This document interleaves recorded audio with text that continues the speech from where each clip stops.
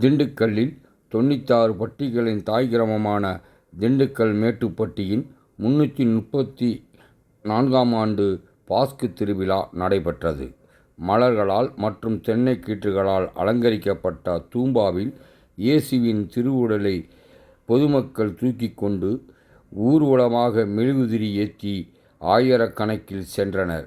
இதில் ஏராளமான இறை மக்கள் பங்கேற்றனர்.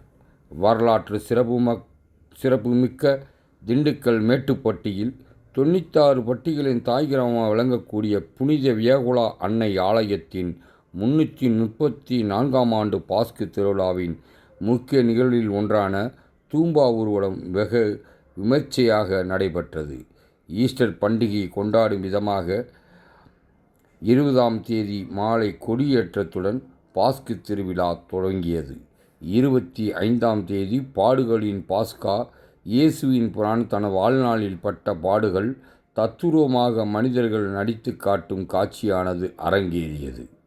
இறுதியில் இயேசு மகான் இறந்தவுடன் மலர்களால் மற்றும் தென்னங்கீற்றுகளால் அலங்கரிக்கப்பட்ட தூம்பாவில் இயேசுவின் திருவுடலை வைத்து 1000க்கு மேற்பட்ட இறைமக்கள் கைகளில் மெழுகுவர்த்தி ஏந்தி ஆலயத்தின் 4 வீதியின் வழியாக ஊர்வலமாக தூக்கிச் சென்று இறுதி அடக்கம் செய்யும் நிகழ்வும் அனைவரையும் கண்கலங்க செய்தது.